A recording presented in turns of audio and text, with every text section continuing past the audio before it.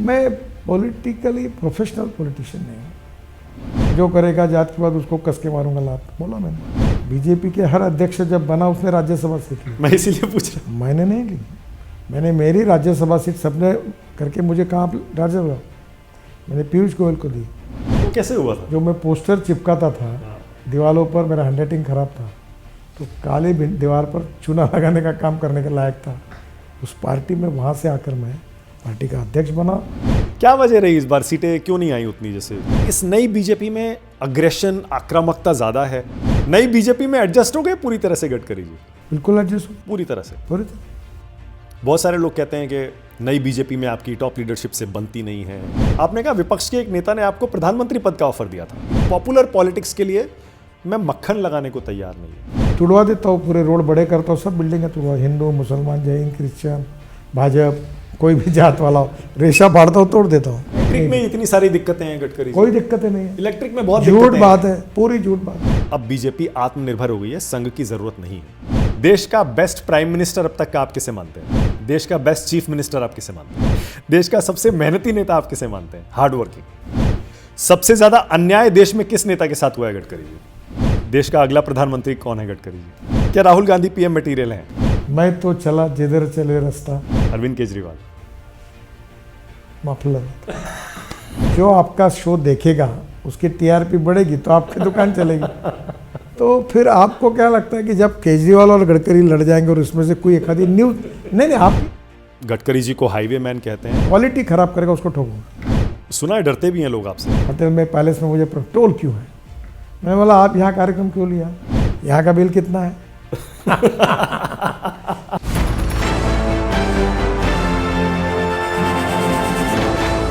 नमस्कार, आप देख रहे हैं न्यूज़ 24। मैं हूं मानक गुप्ता। आज चाय वाला इंटरव्यू केंद्रीय सड़क परिवहन और राजमार्ग मंत्री नितिन गडकरी का।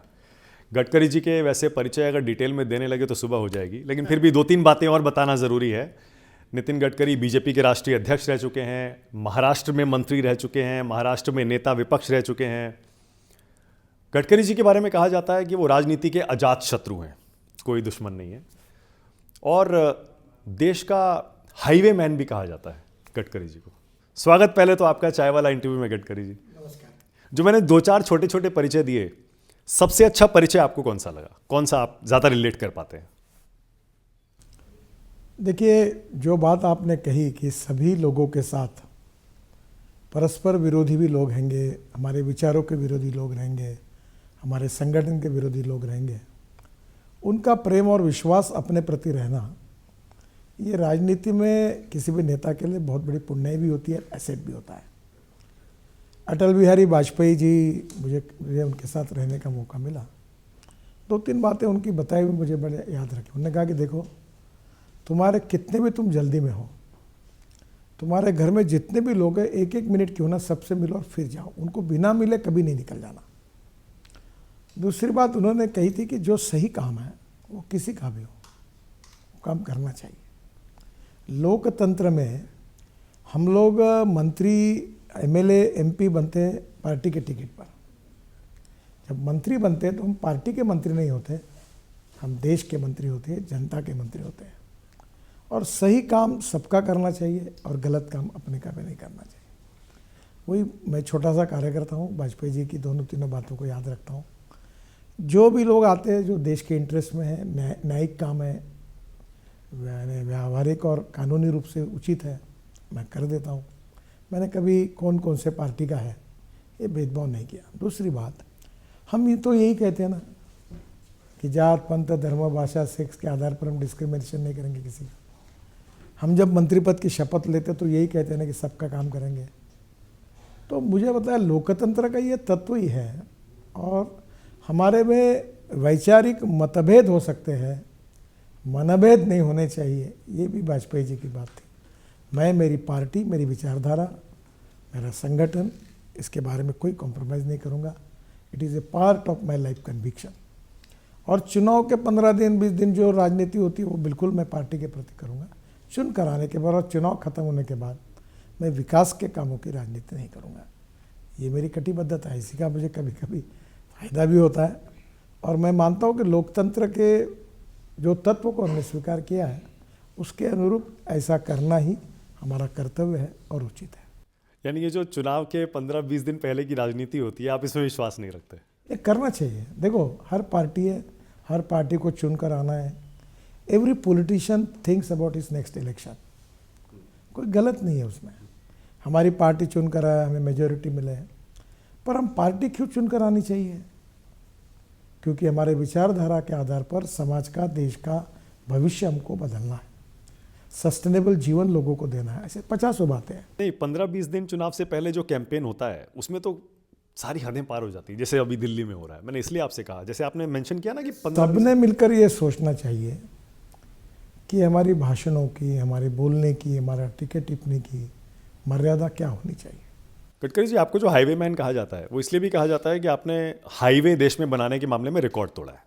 एक समय 3-4 किलोमीटर हाईवे रोज बन रहे थे देश में, आप उस आंकड़े को 34, 35, 40 तक ले गए।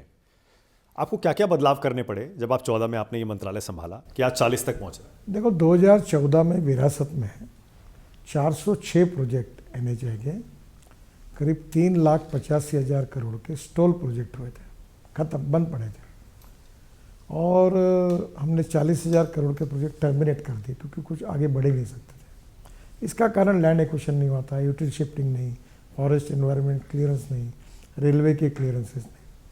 तो हमने उस समय बैठ कर अधिकारी, बैंकों के अधिकारी, बाद में कॉन्ट्रैक्टर, कंसल्टेंट बुलाकर मैं बैठता था, दिन भर मीटिंगें होती थी और मैंने सब प्रोजेक्ट के प्रॉब्लम सॉल्व करके हमने भारतीय बैंकों को 3 लाख करोड़ के NPA से बचाया और फिर सेक्टर दबने लगा।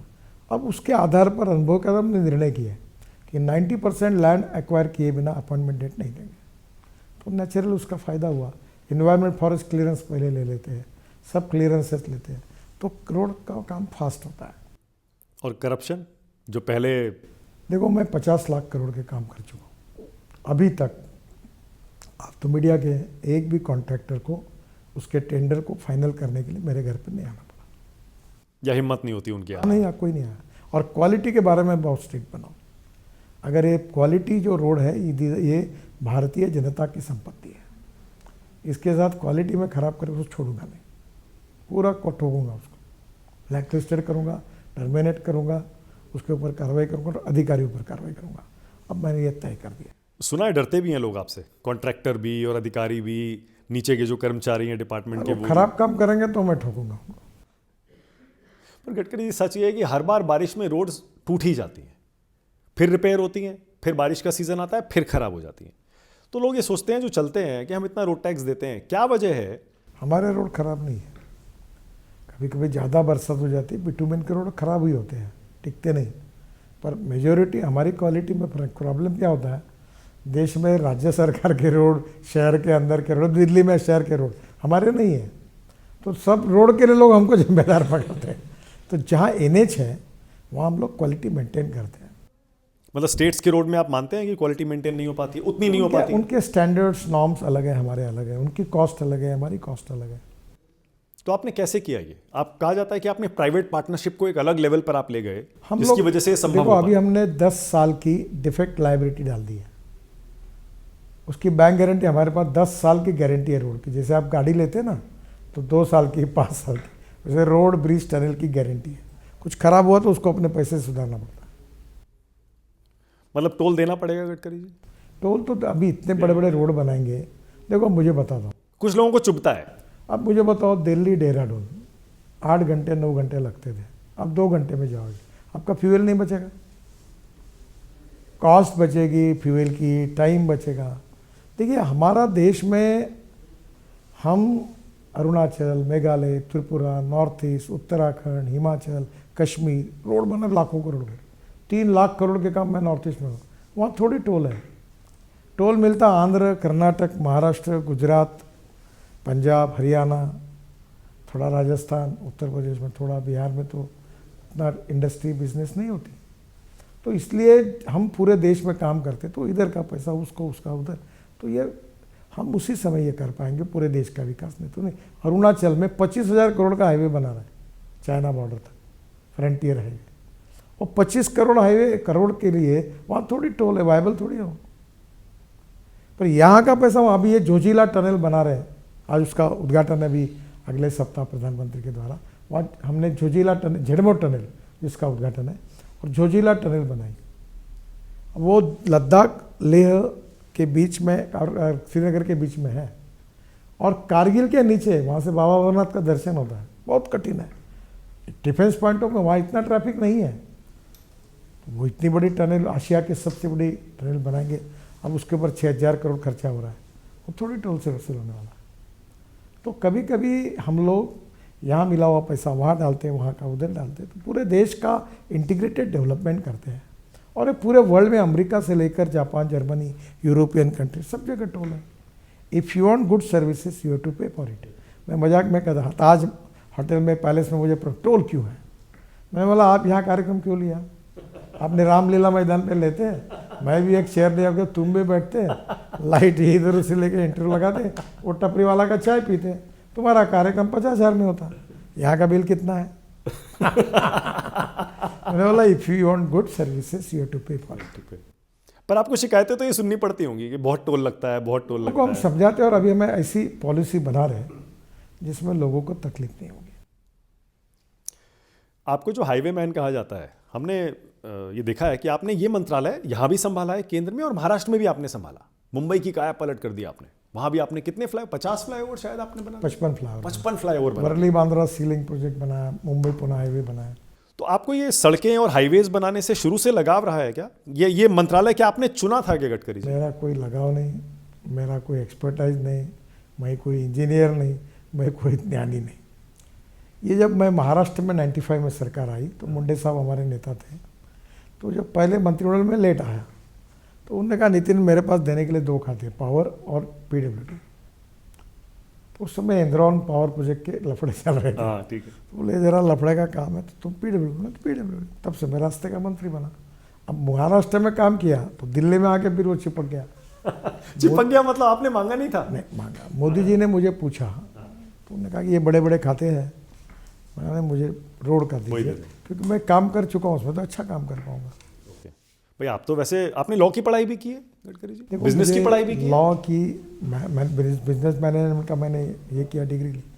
मैं 11 डॉक्टरेट्स मिली मुझे, डिलीट्स। उसमें से 6 डिलीट जो है वो एग्रीकल्चर साइंस, कृषि विज्ञान, वाटर कंजर्वेशन में मैं काम करता हूँ, हैंडलूम हैंडीक्राफ्ट्स में काम करता हूँ, मैं बायोफ्यूल में काम करता हूँ, ऑर्गेनिक फार्मिंग में काम करता हूँ, किसानों के लिए एग्रोविजन करता हूँ। अभी मैंने सांस्कृतिक महोत्सव किया, उसमें 2 वर्ल्ड रिकॉर्ड हो गए। रोज़ 50,000 लोग देखने के लिए आते थे। सुबह मनाचे श्लोक, राम रक्षा, हजारों लोग आते थे, उसके रिकॉर्ड बन गए। अभी मैं स्पोर्ट्स की इवेंट कर रहा हूँ 12 तारीख से, 80,000 खिलाड़ी खेल रहे हैं, 85 साल का व्यक्ति भी खिलाड़ी करके खेल रहे, 10 साल का बच्चा भी खेल रहा है, 80,000 खिलाड़ी, 1.5 करोड़ के अवार्ड्स है, 300 ग्राउंड्स है, 68 गेम्स है। एग्रोविजन में वहाँ 3 लाख किसान आते हैं। अभी मैं एडवांटेज विदर्भ कर रहा हूँ, मैंने पिछले साल 1 लाख लोगों को रोज़गार दिलाया नया डेवलपमेंट करके। इस साल 5 साल में 2 लाख लोगों को रोज़गार देने के लिए इंडस्ट्री लाना, डेवलप करना, टूरिज्म डेवलप करना, मैं जिससे हमारे क्षेत्र की, हमारे समाज की प्रगति और विकास हो सकता है, गांव गरीब मजदूर किसान का कल्याण हो सकता है। मेरी राजनीति की डिफिनीशन पावर पॉलिटिक्स नहीं है, राजकारण यानी राष्ट्र कारण, समाज कारण और विकास कारण। Politics is the instrument of socio economic reform.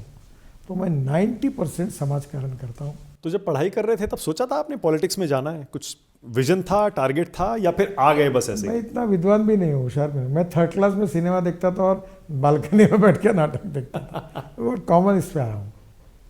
नहीं, मैं पहले से स्वयंसेवक था, राष्ट्रीय स्वयंसेवक का, फिर विद्यार्थी परिषद का कार्यकर्ता बना, वहीं से मुझे प्रेरणा मिली। मैं कोई साधु सन्यासी नहीं हूँ, मेरा घर है, परिवार है, सब काम करता हूँ, और बाकी समय मैं मन लगाकर काम कर सकता हूँ कि मैं देश के लिए, समाज के लिए, हमारी जनता का जीवन सुसह्य होने के लिए मैं क्या कर सकता हूँ। तो कौन लाया था आपको पॉलिटिक्स में गडकरी जी? याद करते हैं पीछे तो जहन में आता है। विद्यार्थी परिषद का काम करते हुए संघ ने कहा कि अब तुम राजनीति का, तो राजनीति किया। मैं पॉलिटिकली प्रोफेशनल पॉलिटिशियन नहीं हूँ। Politics is a conviction for me, politics is a instrument of socio economic reform, ये मेरी कल्पना है। और मैं अपने हिसाब से राजनीति करता हूँ। तो आपको दिक्कत नहीं हुई राजनीति में? तो आपको पता है कैसी कैसी प्रैक्टिकल मैंने प्रॉब्लम्स बोला होती ना, हैं। मैंने अभी 50 साल लोगों से बोला, जो करेगा जातिवाद उसको कस के मारूंगा लात, बोला मैंने। मैं नहीं करता जातिवाद, मैं आज डिस्क्रिमिनेशन नहीं करता। आदमी जात पंथ धर्म भाषा और सेक्स से बड़ा नहीं होता, गुणों से बड़ा होता है, उस बात को कहता हूँ।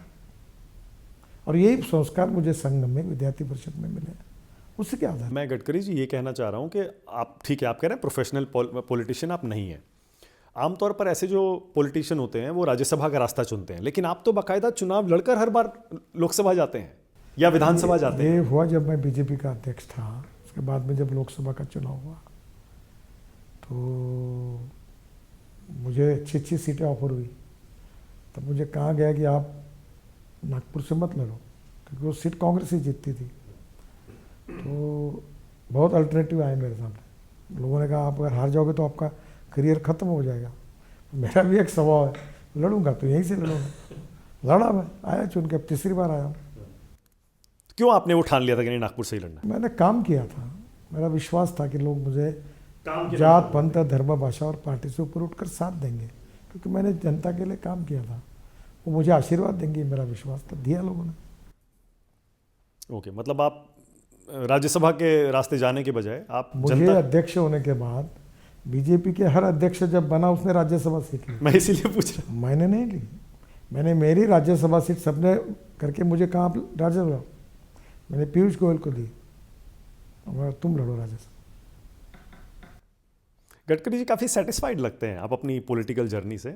सर मेरी औकात और हैसियत से मुझे बहुत ज़्यादा मिला, और लोगों का प्रेम आशीर्वाद, और लोगों का जो प्रेम आशीर्वाद जो मिला मुझे, वही मेरे जीवन की पूंजी है, वही मेरा कैपिटल है। मैं एयरपोर्ट पे जाता हूँ, मैं एक सामान्य व्यक्ति हूँ, लोग दौड़ के आके मेरा फ़ोटो निकालने के लिए आते हैं।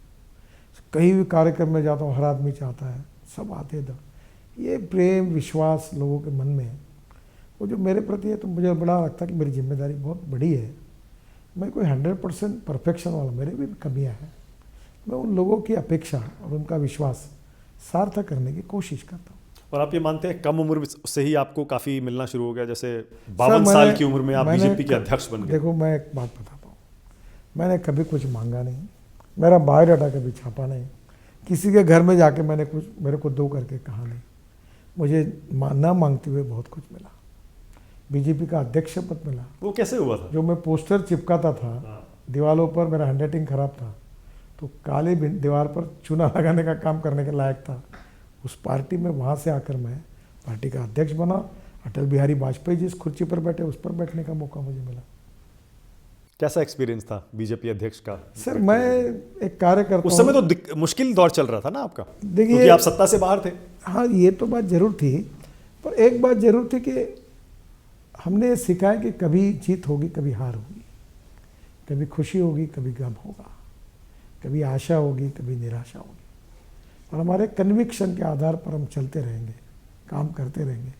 और एक दिन जो 3 बातें हमारे उद्दिष्ट हैं, राष्ट्रवाद हमारे लिए सर्वोपरि है, राष्ट्र का विकास और उसको विश्वगुरु बनाना है, दुनिया की महान आर्थिक शक्ति बनानी है, तो गुड गवर्नेंस एंड डेवलपमेंट हमारा मिशन है। और सबसे इम्पोर्टेंट चीज़ कि समाज के जो शोषित है, पीड़ित है, दलित है, जिनके पास रहने के लिए मकान नहीं है, खाने के लिए रोटी नहीं है, जिनके शरीर पर कपड़ा नहीं है, उस दरिद्र नारायण को भगवान मानकर उसकी हम निरंतर सेवा करते रहे। और जिस दिन उस व्यक्ति को रोटी, कपड़ा और मकान मिलेगा, उस दिन हमारा कार्य पूरा होगा। ये अंत्योदय का सामाजिक आर्थिक चिंतन पंडित दीनदयाल उपाध्याय जी का हमारा उद्दिष्ट है। हमारा मकसद केवल सत्ता बदलना नहीं है, हमारा मकसद केवल नेता बदलना नहीं है, हमारा मकसद समाज बदलना है। और इसलिए अटल बिहारी वाजपेयी कहते थे, अगली बारी अटल बिहारी अब की बारी अटल बिहारी। तो वो कहते थे अब की बारी नहीं, वो बोले देश का नेता कैसा हो, अटल बिहारी जैसा हो। बोले नहीं, ये देश कैसा हो ये हमको कोशिश करनी है। वही संस्कार हमको मिले हैं। हम 2-4 रहे न रहे, तेरा वैभव अमर रहे माँ। इस देश के लिए, उसके विकास के लिए हम काम करते रहे। जनता की अदालत में जब तक जनता सपोर्ट देगी तो 70 पार्टी में रहेंगे, नहीं देगी तो अपोजिशन में रहेंगे। हम चलते आए, हमारे 2 भी मेंबर थे तब भी हम वही काम करते थे। आज पूरी मेजोरिटी की सरकार है मोदी जी के नेतृत्व में, तो वही काम कर रहे पूरी मेजोरिटी की नहीं है गडकरी जी इस बार रह गए थोड़ा पीछे हैं। और सपोर्ट तो है, मेजोरिटी हमारी है। क्या वजह रही इस बार, सीटें क्यों नहीं आई उतनी जैसे देखो सर, ये आपका क्या असेसमेंट है? आपने सोचा तो होगा कि देखो हमने इतना काम किया 10 साल में, हमें तो अच्छी मेजोरिटी 400 सीटों के पार होना चाहिए था। कुछ गलत फहमियाँ लोगों में फैलाई गई चुनाव के समय, संविधान बदल रही है, उससे कुछ जगह पर अड़चने आई, पर अब लोगों के ध्यान में सच्चाई है और बाद में हम चुनाव जीत गए महाराष्ट्र में। एक बात तो आप मानेंगे गडकरी जी, क्योंकि आपने वाजपेयी जी का दौर भी देखा, वो बीजेपी भी देखी, फिर 2009 वाली भी जब आप खुद अध्यक्ष बने थे वो दौर भी देखा, और ये बीजेपी जो नई बीजेपी है ये भी आपने देखी। आप ये मानेंगे कि इस नई बीजेपी में अग्रेशन, आक्रामकता ज़्यादा है, इसी वजह से शायद हम अपने फुल मेजॉरिटी की गवर्नमेंट ला पाए, जो वाजपेयी जी भी नहीं ला पाए, कोई नहीं ला पाया अभी तक? देखिए, हर व्यक्ति की एक स्वभाव होता है, एक स्ट्रेंथ होती है, एक वीकनेसेस होता है, सामाजिक राजनीतिक जीवन में होता है, उसका स्वभाव होता है। अभी मैं मिलिटेंट था, तो मैं स्टूडेंट लीडर था, आक्रामक था, मेरे साथ बहुत से विद्यार्थी संघ के कार्यकर्ता, उनका स्वभाव, कैरेक्टर अलग था। तो कभी कभी मैं भी कन्विक्शन का, वही कन्विक्शन को सर्वोपरि मानता था, वो भी मानते हैं, पर स्वभाव में फ़र्क है। जैसे आप इंटरव्यू ले रहे हैं, आपका एक इंटरव्यू है, कुछ लोग इंटरव्यू लेते हो, क्रिमिनल लॉयर है, खुद को समझ के इंटरव्यू लेते हैं। तो कभी कभी क्या होता है, ये भी एक डिफरेंस होता है। हर व्यक्ति के स्वभाव के अनुसार राजनीति में उसका उस स्वभाव का उसका थोड़ा बहुत परिणाम होते रहता है। तो कोई पार्टी की मूलभूत स्ट्रक्चर नहीं बदला है, कन्विक्शन नहीं बदला है, उद्दिष्ट नहीं बदला है, विचारधारा नहीं बदली है, पर पीढ़ियाँ बदली है। जब पार्टी में धोती और कुर्ता पहनने वाले लोगों की मेजोरिटी थी, फिर पैजामे कुर्ते वालों की आई, अब पैंट शर्ट वालों की। परिस्थितियाँ बदली, जनरेशन बदले। क्या गडकरी जी भी बदले हैं? हाँ, मैं भी पैंट शर्ट में हूँ ना। मैं जब आया, मैं कपड़ों की बात नहीं कर रहा हूँ। देखो, बदलना स्वाभाविक है ना। देखो, अटल बिहारी वाजपेयी, दीनदयाल उपाध्याय, श्यामा प्रसाद मुखर्जी, लाल कृष्ण आडवाणी जी, इनकी एक जनरेशन थी। फिर हमारी, मैं था, अरुण जेटली थे, नरेंद्र मोदी जी थे, बाकी सब लोग आए, उनकी एक जनरेशन है। अब हमारे बाद दूसरी जनरेशन आएगी।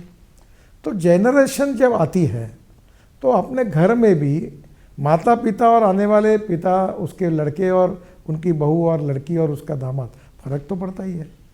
जो कल था वो आज नहीं, आज है वो कल नहीं। जो दुनिया बदलती है, परिवर्तनशील नियम है सृष्टि का, ये बदल होते रहता है, पर जो बेसिक बातें हैं वो कभी नहीं बदलती।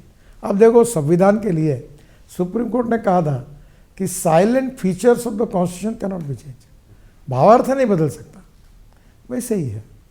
तो समय के अनुसार कुछ कुछ परिस्थितियों में, सिस्टम्स में बदल होते हैं। कंप्यूटर आया, डिजिटल सिस्टम आई, अलग बातें आई, रोज टेक्नोलॉजी बदल रही है। सोशल मीडिया भी आया। सोशल आप एक्टिव रहते हैं, सोशल मीडिया देखते हैं? मैं देखता नहीं हूँ, पर सोशल मीडिया पावरफुल बन गई। सुनते हैं क्यों? जाहिर अब है। मेरे को मुझे अभी यूट्यूब ने वो गोल्डन का ये दिया, पिन दी उनकी।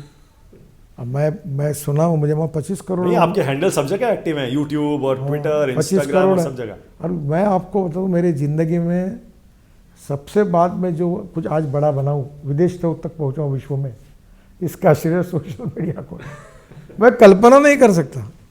और मेरी सोशल मीडिया जो देखते हैं उनका श्रेय है, वो मेरा नहीं है। मैं तो पढ़ता भी नहीं, मैं बड़ा एक अलग टाइप का आदमी हूँ। एक मुझे बोले, आप इतना काम करते हो, बहुत सोचते हो। बोले हाँ, मैं सोचता हूँ। तो अपने लिए कभी तो कुछ उसने नहीं पूछा, क्या सोचते हो? अभी मैं इसलिए आपको बोल रहा हूँ कि मुझे 10 बजे खाना खाने जाना है। मैं वही सोचता हूँ।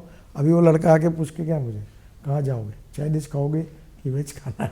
तो मैं अपना खाओ पियो आनंद से रहो वाला काम है। पर अपने लिए कभी कोई प्लान नहीं बनाते गडकरी जी? जैसे आप मंत्रालय के लिए, देश के लिए विजन बनाते हैं, प्लान बनाते हैं, अपने लिए कभी नहीं सोचते कि आगे क्या करेंगे? मैं रोज अपना वनडे क्रिकेट जैसा आनंद लेता हूँ, काम करते रहता हूँ। जब तक सेहत अच्छी है, जनता का आशीर्वाद है, काम करते रहूँगा। जो जब तक है, मैं इतनी इच्छा रखता हूँ कि मैं आखिरी तक जनता के लिए काम करते रहूँ। कोई पछतावा भी है क्या? कोई पछतावा नहीं है। हाँ, एक पछतावा है मुझे। मैंने 55 साल तक, 60 साल तक मेरे लाइफ को इरेगुलर, इनडिसिप्लिन लाइफ को जिया। रात को 2-2 बजे आता था, ढाबे पे खाता था, रात को समोसे खा लेता था, खाना नहीं करता, पूरा हेल्थ के तरफ दुर्लक्ष्य किया। कोविड ने मेरे जीवन को बदला। अब मैं रोज़ 2 से 3 घंटा व्यायाम करता हूँ, एक्सरसाइज करता हूँ, और मैं एक अभी सबको कहता हूँ कि पहला अपना घर परिवार संभालो, first priority to your health, कितना वजन कम किया था गडकरी जी आपने? Second priority to your honest wealth, and third priority to समाज और देश के लिए दो। मेरा वजन 135 किलो था, अब मैं 90 किलो, 45 किलो कम। 45 किलो कम किया। मुझे बहुत लोग कहते तुम 10 साल यंग लगते हो। मेरी खाने के ऊपर की नियत नहीं कम हुई है, पर खाना कम हुआ। खाते हैं भी खूब? हाँ बिल्कुल। अच्छा, पर एक्सरसाइज कर लेते हैं? फुटपाथ पे खाता हूँ, सब मेरा अभी शौक चालू है, कोई कम नहीं करूँगा। गडकरी जी, राजनीति की बात होगी तो कुछ एक ऐसे सवाल भी आपसे पूछे जाएंगे जो हो सकता है कि आप अवॉइड करना चाहें। नई बीजेपी में एडजस्ट हो गए पूरी तरह से गडकरी जी? बिल्कुल एडजस्ट हो, पूरी तरह से? पूरी तरह। बहुत सारे लोग कहते हैं कि नई बीजेपी में आपकी टॉप लीडरशिप से बनती नहीं है, कुछ मतभेद चलते हैं, सोशल मीडिया में खूब चलता है। मेरे कोई मतभेद नहीं, कोई मतभिन्नता नहीं। मैं भारतीय जनता पार्टी का एक कार्यकर्ता हूँ, यही मेरा सबसे बड़ा गौरव है, और जो पार्टी ने काम दिया है वो करते रहता हूँ। जैसे आपके कुछ कुछ बयान वीडियो बड़े वायरल होते हैं, हो सकता है कि वो आउट ऑफ कॉन्टेक्स्ट कोट किए जाते हैं, इसीलिए मैं 2-3 बयान आपके बताता हूँ। जैसे आपने कहा कि राजनीति में यूज़ एंड थ्रो बहुत चलता है, राजनीति में लोग इस्तेमाल करो और फेंको की पॉलिसी बहुत करते हैं, जो कि अच्छा नहीं है। सत्ता की जो सत्तारूढ़ पार्टी होती है उसमें शामिल होने की लोगों में होड़ लग जाती है। क्या कहना चाह रहे थे, मतलब क्या मकसद है? क्या झूठ कहा मैंने? आप उसको तोड़ मरोड़ कर, जिनकी हिम्मत नहीं है लिखने की, वो मेरे बयानों को उल्टा तिल्टा लिखा दे। राजनीति में, पूरे राजनीति में, मैं कोई पार्टी की बात नहीं कर रहा हूँ, जो व्यक्ति उपयोग का होता है उसका उपयोग होता है, जब उपयोगिता कम थी उसको बाजू हटा देते हैं। आप शरद जोशी करके एक हास्य व्यंग्य कवि थे, उनकी एक कविता थी कांग्रेस करके। उनने कहा था जो दिल्ली में, जो राज्य में बेकार थे उनको दिल्ली में भेजा, जो दिल्ली में बेकार थे उनको एम्बेसडर बनाया, जो एम्बेसडर नहीं बन पाए वो गवर्नर बने। तो ये तो होता ही है, चलते रहता ही है। तो वो बात मैंने, इससे ग्राउंड रियलिटी सच कहा, इसका संबंध मैंने कोई पार्टी और कोई नेता से जोड़ा नहीं। दूसरी बात आपने क्या कही, दूसरा भी एक कहा, सत्तारूढ़ पार्टी में शामिल होने की लोगों में होड़ लगी रहती है। इसका कारण देश में विचार भिन्नता, ये समस्या नहीं है, विचार शून्यता ही समस्या है। हमारे दो भी है, हमारे पार्टी का बैंड बजा तो भी हमारे मन में विचार नहीं है हमने पार्टी छोड़नी चाहिए। हमारे विचारों के प्रति, हमारे पार्टी के प्रति, चाहे यश मिले चाहे अपयश मिले, हमने मजबूत खड़े रहना चाहिए, ये बात है। अब ये पार्टी जीत गई, इधर घुस जाओ, वो हार गई, उधर घुस जाओ, गंगा गई गंगादास, यमुना गई यमुना दास, ये क्या है? पर आज की सच्चाई है, गठबंधन की राजनीति नहीं करनी चाहिए। गठबंधन की राजनीति, like politics is game of compromises, compulsion, limitation and contradiction, मैं समझता हूँ, पर मैं अपनी विचारधारा को नहीं छोड़ूंगा। हमारी पार्टी हार गई तब मुझे एक मेरे मित्र थे बड़े कांग्रेस के, वो कहते तुम अच्छे हो पर तुम्हारा करियर कोई भविष्य नहीं है क्योंकि तुम गलत पार्टी हो। जो होगा सो होगा, मैं यही रहूँगा। फिर आपने कहा देखिए, अपने उसूल, अपने सिद्धांत, अपनी नीतियाँ, अपनी कमिटमेंट, अपने जीवन मूल्य, इनके साथ कभी कॉम्प्रोमाइज़ नहीं करनी चाहिए। किसका कॉम्प्रोमाइज़ की मर्यादा क्या हो सकती है तय करनी चाहिए, किस मर्यादा तक हमको जाना है। जीतेंगे या हारेंगे, अरे हारेंगे तो क्या, मरते क्या? मंत्री नहीं बने तो क्या होता है, खाना पीना थोड़ी बंद होता है, और सब लोग मंत्री थोड़ी बने, कुछ बनते हैं। पर सच्चाई है गडकरी जी, कांग्रेस शिवसेना का गठबंधन हो जाता है, बीजेपी का एनसीपी से गठबंधन हो जाता है, पार्टियां टूट जाती हैं। खैर, आपने अपनी राय रख दी, इसीलिए मैं आपसे उस पर आगे जवाब नहीं मांग रहा। आपने हाल में एक और बयान दिया था, मंच से कहा था आपने, जो खूब वायरल हुआ। आपने कहा विपक्ष के एक नेता ने आपको प्रधानमंत्री पद का ऑफर दिया था। विपक्ष के नेताओं ने मुझे कहा, तो मैंने कहा आप मुझे क्यों प्रधानमंत्री बनोगे और मैं क्यों बनूंगा? आपने कहा इसलिए मैं आपका आभारी हूँ, मैं नहीं करूँगा। लगता है पार्टी में आग लगाने की कोशिश कर रहे थे। नहीं, कुछ भी हो सकता है। मैंने कहा मैं नहीं हूँगा, क्योंकि प्रधानमंत्री बनना मेरा मकसद नहीं है। मैं पॉलिटिक्स ऑफ कन्वीनियंस का विद्यार्थी नहीं हूँ, पॉलिटिक्स ऑफ कन्विक्शन का विद्यार्थी हूँ। जयप्रकाश नारायण के आह्वान पर राजनीति में आया हूँ, मैं मंत्री बनने के लिए नहीं आया हूँ। रहूँगा तब तक रहूँगा, नहीं रहूँगा तो घर जाऊँगा। मैं कॉम्प्रोमाइज़ नहीं करूँगा कोई चीज़ विचारों के साथ। और मैंने उनको भी कहा कि आपने मुझे नहीं सपोर्ट करना चाहिए, मैं आपका सपोर्ट लूँगा। अच्छा, आपने कह उनके पाले में डाल दी। हाँ। कि आप करिए, हम आपको सपोर्ट करेंगे। नहीं, आपने भी मुझे सपोर्ट नहीं करना चाहिए। हाँ। और अच्छा, मैं भी आपके सपोर्ट से नहीं यार, पर मैं आपका वेल विशर हूँ। मेरी पार्टी, मेरी विचारधारा छोड़ के मैं आपके साथ अच्छा बर्ताव करूँगा, व्यवहार करूँगा।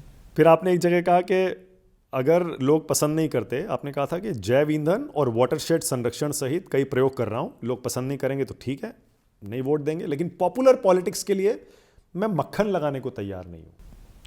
देखो, मैंने कहा कि कोई आमिषों को बताकर मैं नहीं काम करूंगा। मतलब हार्ड डिसीजन लेने से आप पीछे नहीं अब हैं। मैं जो चिंता नहीं, मैं तुड़वा देता हूँ, पूरे रोड बड़े करता हूँ, सब बिल्डिंगें तुड़वा, हिंदू मुसलमान जैन क्रिश्चियन भाजप कोई भी जात वाला हो, रेशा फाड़ता हूँ, तोड़ देता हूँ। I am not going to compromise. Okay, इतनी राजनीति में इतनी तलखी क्यों आ गई है गडकरी जी आजकल? इतनी तलखी क्यों आ गई है राजनीति में?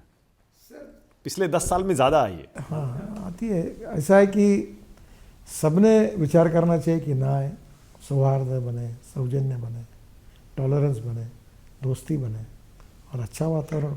हमारे प्रधानमंत्री जी कहते हैं सबका साथ, सबका प्रयास, सबका विश्वास और सबका विकास। तो सब मिलकर काम करें। क्या आप लीडिंग फ्रॉम द फ्रंट में भी यकीन करते हैं? क्योंकि मैंने सुना कि आपके पास 3 गाड़ियां हैं, हाइड्रोजन की, एथनॉल की और इलेक्ट्रिक। आप चाहते हैं इनको बढ़ावा दिया जाए, तो आप खुद भी उनका इस्तेमाल करते हैं? नहीं नहीं जी, मैं आगे चाहता हूँ। मैं देश में 22 लाख करोड़ रुपए का फॉसिल फ्यूल आता है। इस इंपोर्ट को मैं ख़त्म करना चाहता हूँ, समाप्त करना चाहता हूँ। Import substitute, cost effective, pollution free और इंडिजिनस। और इस देश के किसान को अन्नदाता है, उसको ईंधन दाता, ऊर्जा दाता, बिटुमिन दाता, हवाई ईंधन दाता और हाइड्रोजन दाता हमने बनाया है।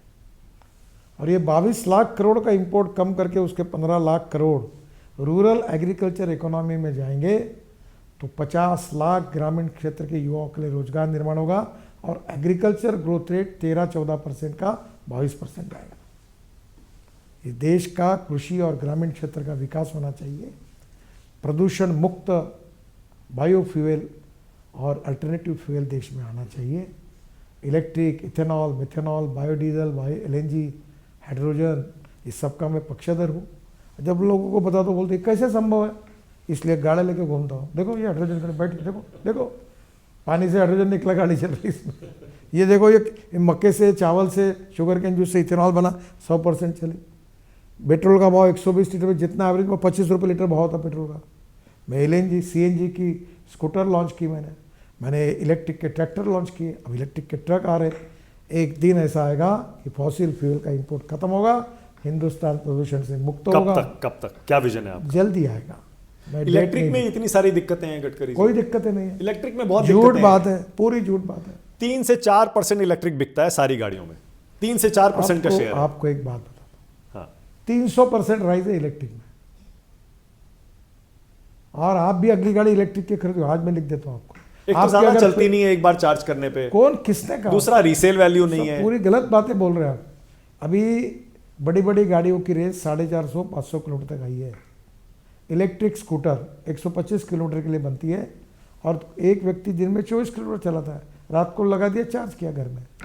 और आप सब जगह बसेस इलेक्ट्रिक के आ गई। 5 साल में दिल्ली में डीजल की बस नहीं दिखेगी आपको। 5 साल। हाँ, मुंबई में डबल डेकर इलेक्ट्रिक आ गई, 300% राइज है। अब हाइड्रोजन की बस आ रही है। अब बजाज ने, मैंने भी लॉन्च की सीएनजी की मोटरसाइकिल। वही मोटरसाइकिल पेट्रोल पे चलती है, 2 रुपये 25 पैसे किलोमीटर खर्चा, और वही अगर सीएनजी पे चलती है तो 1 रुपया किलोमीटर खर्चा। लोगों को फायदा है, प्रदूषण से मुक्ति है। और इलेक्ट्रिक बहुत वेटिंग लिस्ट है जी। मेरे यहाँ लोग आते हैं पत्रकार, वो गाड़ी दिलाओ करके वहाँ से मैं पत्र दे के करा देता हूँ इलेक्ट्रिक वाली। हाँ, और ये फ्लेक्स इंजन की गाड़ी आप Tata, Mahindra, Toyota, Hyundai, Suzuki सब ला रहे हैं। आपके संघ के बैकग्राउंड से जुड़ा एक बड़ा बुनियादी सा सवाल है मेरे मन में। आपको लगता है कि जो नई बीजेपी इतनी बड़ी हो गई, हाल में नड्डा जी का एक बयान बड़ा वायरल हुआ था जिसमें उन्होंने कहा था कि अब बीजेपी आत्मनिर्भर हो गई है, संघ की ज़रूरत नहीं है। आपके कुछ विचार हैं उस पर, बीजेपी और संघ के रिश्ते पर? देखिए, नड्डा जी ने ऐसा नहीं कहा था, वो गलत प्रकार से छापा गया। उन्होंने कहा कि अब बीजेपी भी एक शक्तिशाली संगठन हुआ है। उसका मतलब संघ से कोऑर्डिनेशन नहीं करना, ऐसी बात नहीं कही थी। खैर, उसके बारे में बहुत चर्चा हुई है। मूलतः संघ स्कूल ऑफ थॉट, इसके आधार पर संघ ने अपने स्वयंसेवकों को किसानों के क्षेत्र में, सहकार के क्षेत्र में, मजदूरों के क्षेत्र में, विश्व हिंदू परिषद, धर्म के क्षेत्र में सब जगह अच्छा काम हो इसलिए भेजा। तो कुछ स्वयंसेवक, श्यामा प्रसाद मुखर्जी ने जब जनसंघ की स्थापना की तो कुछ स्वयंसेवक जनसंघ में भी आए। तो संघ ये राजनीतिक ऑर्गेनाइजेशन नहीं है, पर संघ एक वैचारिक पावर हाउस है और वहाँ से विचार और संस्कार लेकर ये स्वयंसेवक संघ के अनुरूप राष्ट्र और समाज को दिशा देने का प्रयास करते हैं। यही प्रयास है और इसलिए कोऑपरेशन, कोऑर्डिनेशन और कम्युनिकेशन, समन्वय का संघ परिवार के सभी संगठनों में अच्छा है। अच्छे उसका का शक्तिशाली होते हैं तो लोग उल्टी तिल्टी बातें लिखते रहते और हैं। जो विपक्ष कहता है खासतौर से कांग्रेस और राहुल गांधी के आज़ादी के आंदोलन में संघ का कोई योगदान नहीं। सर मैं ये कौन क्या कहता है इसको मैं जवाब देने के लफड़े में कभी नहीं पड़ता। जनता को समझता है क्या सही है और क्या गलत है, उसका निर्णय वो करती है। अब दिल्ली का मैंने जिक्र किया तो गडकरी जी के दिल्ली के बारे में कुछ विचार हैं, क्योंकि अब दिल्ली का चुनाव आ गया है। नहीं, हमारी पार्टी जीतेगी चुनाव। हमारा काम लेकर मैं दिल्ली में 1 लाख करोड़ के काम करने वाला हूँ। उसमें से 65,000 करोड़ के काम शुरू है, 35,000 करोड़ के पूरे किए, 15,000 करोड़ के काम नए मंजूर कर रहा हूँ। मैंने 6,000 करोड़ वाटर रिसोर्स मंत्री था तब दिल्ली में यमुना प्रदूषण दूर करने के लिए पैसे दिए, उसके कम से कम 6,000 करोड़ के प्रोजेक्ट है। दिल्ली की पानी की समस्या को मैं वाटर रिसोर्स मंत्री था। 2090 तक जो हम उत्तराखंड में और हिमाचल में जो डैम बना रहे 3, उसके कारण दिल्ली में पानी मिलेगा, तो पानी की कोई कमी नहीं। 2090? हाँ, ये सब काम हमारी सरकार ने की और ये तो मैंने मेरे डिपार्टमेंट में जो था वो बात की। बाकी भी हमारी सरकार ने मोदी जी के नेतृत्व में दिल्ली में काफ़ी काम किया है। अभी गाजीपुर के टेकड़ी का कचरा भी हम रोड में डाल रहे हैं, प्रदूषण से मुक्ति कर रहे हैं। हमने अभी परली जलती थी उससे CNG बनाना शुरू किया, उससे एविएशन फ्यूल बनना शुरू हो गया। तो एक प्रकार से दिल्ली को विकास करे, दिल्ली में अच्छा इंफ्रास्ट्रक्चर लाए, दिल्ली के प्रदूषण से मुक्ति मिले, ये सब काम हमारी सरकार ने किया। और केजरीवाल जी अपने कैंपेन में कहते हैं कि केंद्र सरकार ने, बीजेपी के दिल्ली के 7 सांसदों ने दिल्ली में कुछ किया ही नहीं, और बल्कि उल्टे वो कहते हैं हमें काम नहीं करने दिया। देखिए, पहली बात देखिए, मैं अक्सर इस बात पर हूँ केजरीवाल को केजरीवाल जी क्या कहते हैं इससे हमारा संबंध है। मैं अक्सर इस बात पर हमने क्या काम किया हम जनता को बताएंगे, आपने क्या किया आप बताइए। जनता की अदालत में निर्णय करेंगे, जनता किसको देना है उसको नहीं। दिल्ली के जो बड़े बड़े मुद्दे हैं, 2-3 का आपने जिक्र किया, आपकी पार्टी और आपकी सरकार भी दिल्ली सरकार को उसके लिए दोषी बताती है, लेकिन आपकी बातों से भी अब क्लियर हो गया है कि केंद्र सरकार भी उन मुद्दों में स्टेक होल्डर है, जैसे पोल्यूशन है, यमुना है, पीने का पानी है। तो ऐसे में इन 3-4 बड़े मुद्दों के लिए सिर्फ आम आदमी पार्टी को या दिल्ली सरकार को जिम्मेदार आप क्यों ठहराते हैं? देखिए, पहली बात तो ऐसी है कि पानी की जो पानी आता है यमुना का, जहाँ से आता है वो डिस्ट्रीब्यूशन सिस्टम से पानी दिल्ली की जनता को सप्लाई करना, स्टोर करना और उसके बिल खरीद या वसूल करना और उसको चलाना, ये उनकी जिम्मेदारी है। यमुना के लिए 6,000 करोड़ हमने दिए, जायका का भी एक प्रोजेक्ट है, वो प्रोजेक्ट को अभी भी लटके हुए हैं, उसको पूरा करना उनकी जिम्मेदारी है।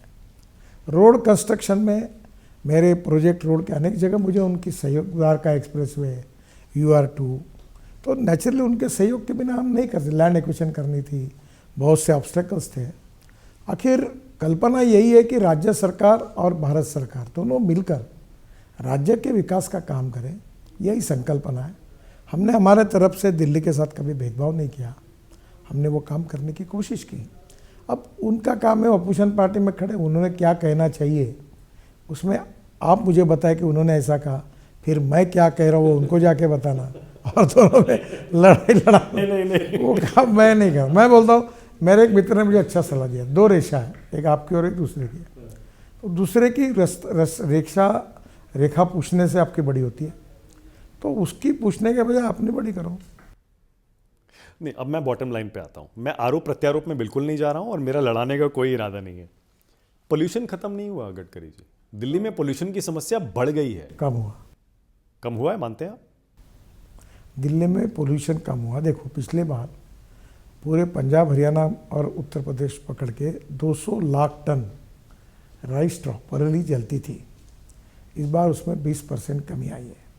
परली से CNG बनाने के लिए 400 प्रोजेक्ट प्रोसेस में है, करीब 55-60 प्रोजेक्ट शुरू हो गए हैं। ये जो पानीपत का परली से 1 lakh litre ethanol, 150 tonne bio bitumen और करीब 88,000 ton per year bio aviation fuel, हवाई ईंधन बनना शुरू हुआ है। और अभी धीरे धीरे जब पराली का जलना बंद हो जाएगा तो कम होगा। आप मुझे बताइए, आप धौला कुआं में जाते हो, इसके पहले ज़रा 7-8 साल पहले के याद करो, पूरे हेवी ट्रक बसेस, कितना ट्रैफिक जाम, धुआं रहता था पूरे। अब पूरा दिल्ली का रिंग रोड हमने बना दिया 12,000 करोड़ का। अभी एक कालिंदी कुंज वाला बड़ा 10,000 करोड़ का रोड बना रहे हैं। द्वारका एक्सप्रेस हाईवे आधा हुआ, आधा उद्घाटन हो रहा है। UR2 हमने बनाया। दिल्ली देहरादून हाईवे उद्घाटन हो रहा है। 9 घंटे लगते थे, 2 घंटे में हो जाएगा। दिल्ली जयपुर 5 घंटे लगते थे, अब 2 घंटे में हो जाएगा। तो ये जो दिल्ली के ये पूरे क्षेत्र में, दिल्ली NCR में हम लोग 65,000 करोड़ रुपए के काम कर रहे हैं। उसमें से 30,000 करोड़ के पूरे हुए, 35,000 करोड़ के दिसंबर तक पूरे होंगे और 15,000 करोड़ शुरू होंगे। और इस कामों की काम वाइज लिस्ट ये इंटरव्यू खत्म होने के बाद मैं आपके हाथ में दे दूँगा। अब काम की बात होती है ना, तो अरविंद केजरीवाल की तुलना शीला दीक्षित के कार्यकाल से होती है, फिर उसकी तुलना उससे पहले बीजेपी की सरकार थी, 2-3 मुख्यमंत्री थे, उससे होती है। आप तो दिल्ली आए 2013-14 में, 9 में आए, लेकिन सरकार में आए 14 में। तो आपने शीला दीक्षित का कार्यकाल दिल्ली आने के बाद, राष्ट्रीय पॉलिटिक्स में एक्टिव होने के बाद देखा है। 2009 में जब आप आए तो एक कार्यकाल आपने देखा है। आप इन दो कार्यकालों की तुलना कैसे करते हैं, Sheila Dikshit as CM and Arvind Kejriwal as CM? देखो भाई, मैं किसी के काम की तुलना करने में विश्वास नहीं रखता। मैं कहता हूँ हमने क्या किया है और उन्होंने क्या किया है। तो तुलना करना और निर्णय करना जनता की अदालत का काम, तो जनता निर्णय करे। देखिए, हर सरकार जो अच्छा काम करता है जनता उसको रिकॉग्नाइज करती है, जो नहीं कर पाते उससे नाराज होती है। अगर अच्छा काम हुआ तो फिर से मैंडेट देती है, नहीं किया तो बदल देती है। तो ये जनता का काम है।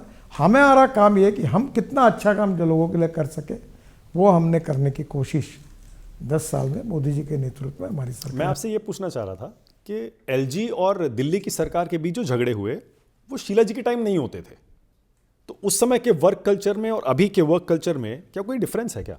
मुझे मालूम नहीं, मैं इन विवादों में पढ़ता भी नहीं और मुझे जानकारी। ओके। अब जाहिर है गडकरी जी दिल्ली की चर्चा हो रही है, तो ये भी पूछना पड़ेगा, आप प्रचार करेंगे दिल्ली में? प्रचार करेंगे तो आपसे पूछा जाएगा आपका मुख्यमंत्री का चेहरा कौन है। जैसे आप पूछते थे मोदी जी के सामने कौन, मोदी वर्सेस हु, अब वो पूछ रहे हैं केजरीवाल के सामने कौन। ये निर्णय करने का अधिकार पार्टी के शीर्षस्थ नेताओं को है, उचित समय उसका निर्णय करेंगे। आप ये मानते हैं कि मुख्यमंत्री का चेहरा प्रोजेक्ट करना बहुत जरूरी नहीं होता है? कई जगह ऐसा एक्सपीरियंस रहा के बारे में साफ यही विश्वास रखता हूँ कि पार्टी के प्रमुख नेतागण और पार्लियामेंट्री बोर्ड मिलकर तय करें और उसका घोषणा हो जाएगी। क्या वजह है कि लोकसभा में तो आप दिल्ली की 7 सीटें जीत जाते हैं लेकिन विधानसभा में हार जाते हैं? इस बार जीत जाएंगे, हमारी सरकार आएगी, ये हमारा विश्वास है। 25 साल हो गए आपको दिल्ली से सत्ता से बाहर हुए, पहले 3 टर्म शीला दीक्षित जी, उसके बाद इस बार हम सत्ता में आएंगे, ऐसा हमारा विश्वास है। ओके। आप केजरीवाल जी की पॉलिटिक्स के बारे में कुछ विचार रखते हैं? बिल्कुल नहीं रखता हूँ, मैं अपने पॉलिटिक्स के विचार रखता हूँ। जो मेरा पॉलिटिक्स है, मेरा काम है, मेरी समस्या है, मेरी विजन है, मेरी कमिटमेंट है और देश के लिए और समाज के लिए मुझे काम करना, ये मेरा एजेंडा है। मैंने एक बात सीखी है राजनीति में, अपन जो कर सकते हो देश के लिए, समाज के लिए, वो बात पॉजिटिवली करो। जो सही काम होगा वो सबका करो। और मुझे कभी केजरीवाल मेरे पास कोई काम लेके आएंगे तो मैंने उनको डिस्क्रिमिनेट नहीं किया, मदद की उनकी। मतलब जो पहले जो घटना हुई थी उसके बावजूद आप पर उन्होंने तमाम तरह के आरोप लगाए थे, आपने उनको माफ कर दिया? नहीं, वो तो मेरे पास आके गए, वो विषय उन्होंने क्लोज भी कर दिया क्योंकि वो उसमें कुछ नहीं था। अब वो राजनीति में उन्होंने कहा कि कोई लोगों ने कहा और मैंने कह दिया था, विषय ख़त्म हो गया और वो केस भी मैंने विड्रॉ की। अब उनको मुझे कोई एम्ब्रॉसिंग पोजीशन में नहीं लाना, जब वो ख़त्म हो गया वो। तो अभी जहाँ तक ये जो बात है कि विशेष रूप से कार्य की, परफॉर्मेंस की, तो मैं अक्सर मानता हूँ कि जैसे फाइनेंशियल ऑडिट होता है वैसे परफॉर्मेंस ऑडिट करना चाहिए। फाइनेंशियल ऑडिट ऑडिटर करते हैं या चार्टर अकाउंटेंट करते हैं, जनता का परफॉर्मेंस ऑडिट जो है वो सरकार का परफॉर्मेंस ऑडिट ये जनता करती है, जनता ने करनी चाहिए। और उसको अगर A रेटिंग मिला या B, उनका निर्णय वो तय करें, उसके आधार पर निर्णय। ओके। फ्रीबीज पर आपकी कोई राय है गडकरी जी? देखिए मैं पहले आप उनको रेवड़ी कहते थे, लेकिन अब लगता है बीजेपी भी उसी राह पर चलने लगी है, महाराष्ट्र हो, हरियाणा हो। ये कंपटीशन है पॉलिटिकल पार्टी में। हम शाश्वत विकास के पक्षधर हैं। हमारे गांव, गरीब मजदूर किसान की जो मूलभूत समस्या है उसको सुलझाकर हमको सस्टेनेबल डेवलपमेंट करनी है। अब ये इडली पात्र बांटो, ढकाना बांटो, ये करो, ये शॉर्टकट पॉलिटिक्स है। ये पॉलिटिक्स करना नहीं करना ये उन पार्टी का अधिकार है, पर देश के हित में लॉन्ग टर्म हमें देश का और समाज का विचार करके लॉन्ग टर्म समाज और देश के हित की पॉलिसीज को इम्प्लीमेंट करना होगा और इसके लिए रोजगार निर्माण करना होगा। आप किसी को घर बैठे पैसा देने के बजाय रोजगार निर्माण करो, इकोनॉमिक ग्रोथ बढ़ाओ। ये देश के लिए शाश्वत विकास का काम है। आप वर्ल्ड के सब देशों का इतिहास देखेंगे तो वहाँ भी देखो, पर पॉलिटिक्स में ऐसा है जैसी जनता है वैसी सरकार है। आखिर जनता को ये तय करना होगा कि हम किस मुद्दों पर वोट दें। अब रेवड़ी पॉलिटिक्स पर जनता वोट देती तो सब पार्टी रेवड़ी पॉलिटिक्स करेगी। वो लोगों की भी गलती क्या है? जैसा राजा आज की वैसी सच्चाई प्रजा, जैसी प्रजा वैसा राजा। आज की सच्चाई बन गई है ना, मतलब आप मानते हैं ना रेवड़ी Yes, पॉलिटिक्स sir. हर किसी को करना पड़ रहा है। देखो, politics is a game of compromises, compulsions, limitation and contradictions. चुनाव कौन जीतता है इसको महत्व है, और चुनाव जीतना ये पॉलिटिकल पार्टी के लिए महत्वपूर्ण होता है।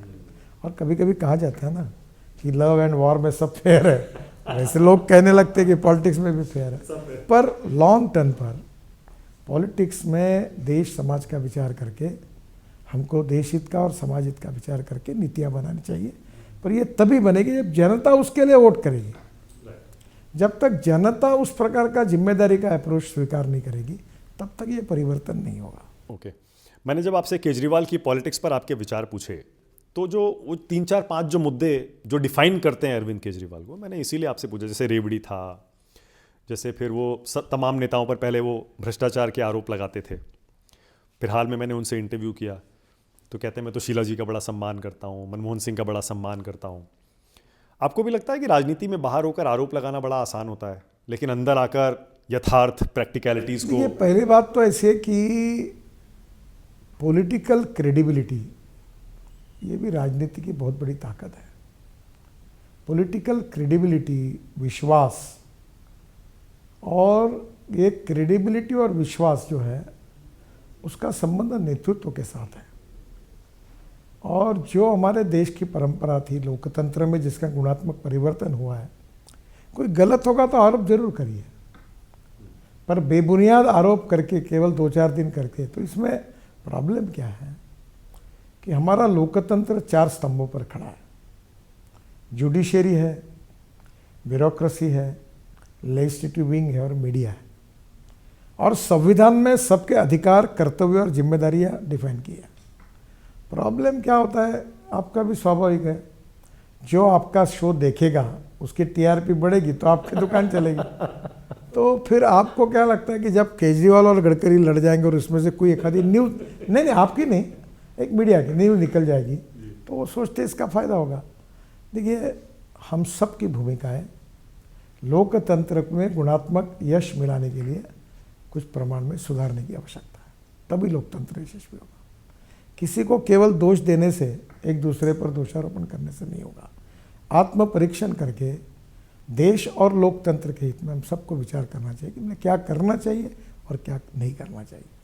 और ये जो अच्छा परिवर्तन होगा, इसको जनता पूरा सपोर्ट करेगी तो सब लोग अच्छे हो जाएंगे। ओके, ठीक है गडकरी जी, अब मेरा रैपिड फायर राउंड, छोटे छोटे कुछ सवाल दूंगा, गूगली भी हो सकती। क्रिकेट देखते हैं आप? हाँ, मैं अच्छा क्रिकेट देखता। आप खेलते थे? हाँ बिल्कुल, चौके छक्के मारता था, कोई बॉल छोड़ता नहीं था, इसलिए आप कितने भी आड़े टेढ़े डालो मैं बराबर खेलूंगा। डक नहीं करेंगे ना? डक नहीं करेंगे ना? छोड़ेंगे नहीं ना? करूंगा, वाइट बॉल डाला तो डक छोड़ दूंगा। बाउंसर भी हो सकती है, गुगली भी हो सकती है। Okay Gadkari ji, rapid fire round. पहला सवाल, देश का बेस्ट प्राइम मिनिस्टर अब तक का आप किसे मानते हैं? भाई, देश के इतिहास में अपने अपने हिसाब से अनेक अच्छे प्रधानमंत्री बनाए और उन्हें अपने अपने कार्यकाल में देश के विकास में बहुत बड़ा योगदान किया। किसी एक को अच्छा कहने में दूसरे पे अन्याय होता है। उन हर अच्छे प्रधानमंत्री का मैं प्रशंसक हूँ और उनकी अच्छी बात को स्वीकारने की कोशिश करता हूँ। देश का बेस्ट चीफ मिनिस्टर आप किसे मानते हैं? बहुत से चीफ मिनिस्टर है सर। जिसने प्रभावित किया हो गडकरी जी को? नहीं, बहुत अच्छे चीफ मिनिस्टर ने अच्छा काम किया है। मुझे आपको एक बात बताओ गया, जैसे ये जीवन वैल्यूज होते, वैल्यूज, ये इसका एक संग्रह करना चाहिए। वैसे अच्छे नेताओं के गुणवत्ता का एक संग्रह करना चाहिए। किसने क्या क्या अच्छा काम किया, किसी ने किसानों में अच्छा काम किया, गाँव खेती में, किसी ने इंफ्रास्ट्रक्चर में अच्छा काम किया, किसी ने इंडस्ट्री डेवलपमेंट की। सबका मिला जुला करके जो अच्छा है उसको एक तरह के रखना चाहिए। ठीक है। देश का सबसे अच्छा बोलने वाला नेता कौन है? सबसे अच्छा भाषण कौन देता है गडकरी जी? आपको किसे सुनना पसंद है? अटल बिहारी वाजपेयी जी को हम सुनते थे, वो हमारे फेवरेट नेता थे। आजकल के नेताओं में सबसे प्रॉमिसिंग लीडर आप किसे मानते हैं, जिसका भविष्य आपको बहुत उज्जवल दिखता हो? देखो, वर्तमान में जो नेता है उसकी अच्छाई हो या बुराई हो, उसको जाहिर रूप से टिप्पणी करना उचित नहीं। वो जब मिलता है तब उसके कान में बताना अच्छा है। देश का सबसे मेहनती नेता आप किसे मानते हैं, हार्ड वर्किंग? नरेंद्र मोदी जी मोदी। 18 घंटे मेहनत करते हैं। और सबसे कार्यकुशल, एफिशिएंट? कार्यकुशल काफ़ी लोग हैं, बहुत लोग अच्छा अच्छा काम कर चुके हैं। और कार्यकुशलता भी ये क्या होती है, कुछ सब्जेक्ट में ये कार्यकुशल है, कुछ में वो है, कुछ में वो है। ओवरऑल हर आदमी के कोई ना कोई तो होती है। देखो, ये चैनल है, टीआरपी उसी को मिलती है, उसके अच्छे कार्यक्रम होते हैं। आपका कार्यक्रम को टीआरपी क्यों मिल रही है? मैं समझ गया। यानी मोदी जी को वोट मिल रहा है मतलब कार्यकुशल है। 100% है। सबसे ज्यादा अन्याय देश में किस नेता के साथ हुआ है गडकरी जी? देखो, जो सबसे ज़्यादा अन्याय सहन करने के बाद भी उसके व्यवहार में कोई फर्क नहीं होता, वही नेता सबसे अच्छा होता है। ओके। देश का सबसे ईमानदार नेता गडकरी जी किसे मानते हैं? काफ़ी लोग हैं जो राजनीति में ईमानदारी से काम करते हैं। आज, केवल आज के नहीं, पुरातन काल से अनेक नेता थे। सादगी के मामले में टॉप कौन है, सबसे सादगी भरा नेता? मैं जॉर्ज फर्नांडिस जी को याद, जॉर्ज फर्नांडिस।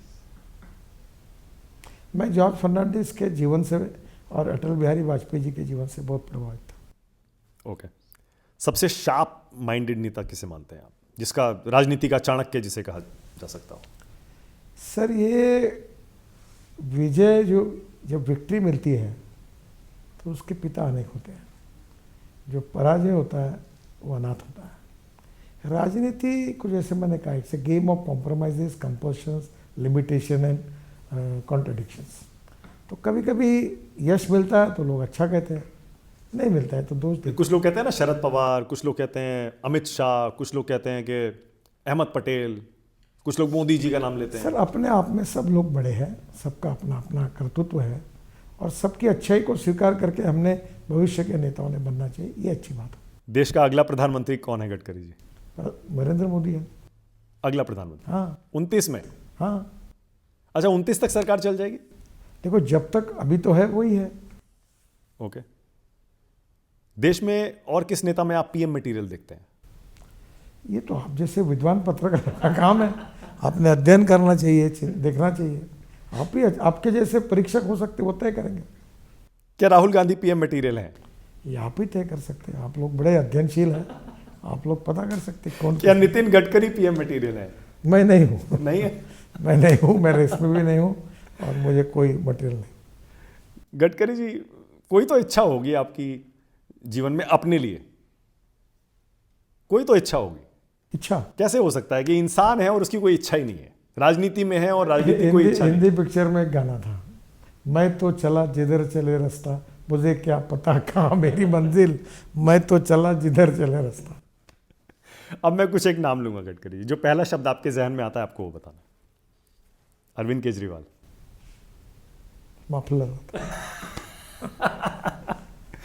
शीला दीक्षित, सौजन्य मूर्ति थी, सुषमा स्वराज, मेरी बड़ी बहन जैसे थी, मेरे ऊपर उनका बहुत प्रेम था, उनको जिंदगी में भी भूल नहीं सकता। अरुण जेटली, बहुत होशियार थे, बहुत होशियार एडवोकेट थे और कभी कभी मैं उनको मजाक में कहता था कि गलत भी केस होंगी तो भी वो सही कैसी है, आर्गुमेंट तुम्हारे जैसा और कोई नहीं कर सकता, जितवा देंगे।